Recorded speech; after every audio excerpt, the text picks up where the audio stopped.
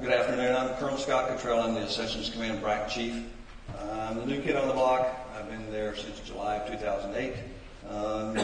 Things are picking up most definitely, as General Milano and Colonel Ogden have mentioned. Just want to give you about 10 or 15 minutes on what's coming in terms of Accessions Command and our subordinates and the Human Resource Center of Excellence. You'll hear us refer to the HRCOE. That's what it is, the Human Resource Center of Excellence. Next chart.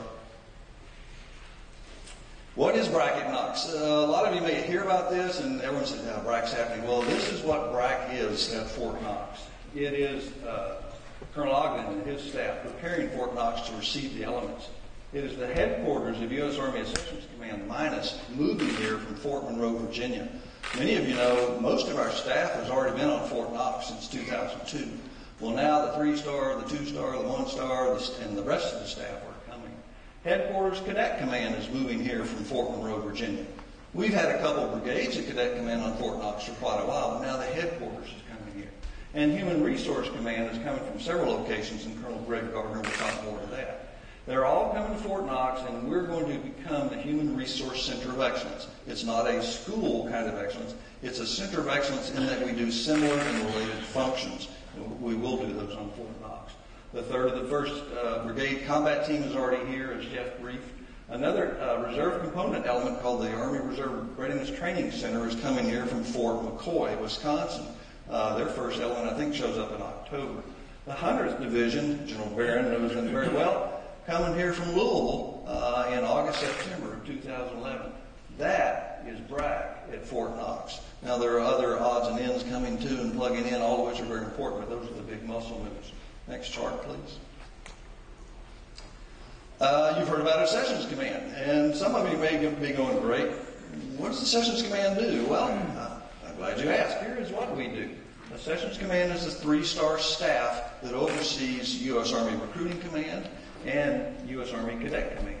Here, Recruiting Command and Cadet Command. These are two 2-star commands that report to the 3-star commander, Lieutenant General Franklin.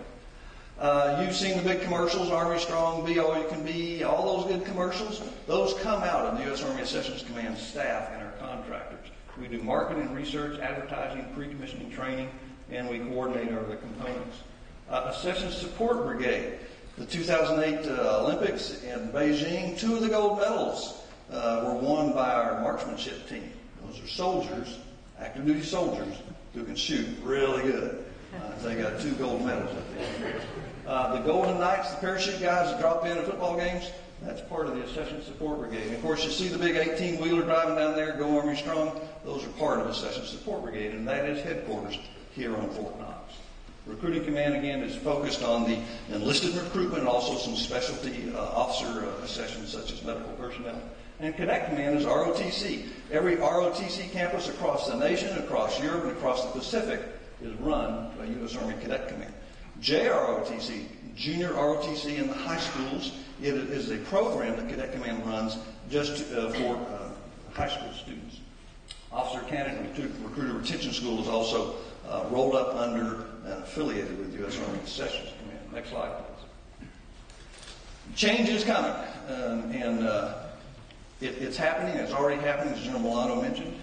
We're going from a 2-star TRADOC post, Training and Doctrine Command post, to a 3-star multifunctional, multi-command installation with Forces Command units, the 3rd EFC that just got back from Haiti, the 3rd Brigade Combat Team, from the 1st ID, Reserve Component units, even Army Material Command personnel. The Armor Center is going to move to Fort Benning in several bands starting later this year. There will be a reduction in the student load because basic training at Fort Knox, as we know it, is going away. That's a big piece of people who will no longer be here. Now, most of them, though, usually you don't see a whole lot until it's graduation time because they're doing what basic trainees do, which is running around doing whatever the drill sergeant tells them to do. There'll be a significant increase in permanent party personnel assigned to Fort Knox, both in the military, Department of Army civilians, and contractor staff will all go up. This will have a positive impact on your economy. As Jeff mentioned, we're going to 17 general officers. 12 of them will live on Fort Knox. It's going to be good. The number of Department of Army civilian positions on the post will rise, and as we'll talk later, many initially they'll come in here in a vacant status. Next chart. A lot will change, however much will remain the same. Fort Knox Gold Depository is not going anywhere. We hope the gold's still there too.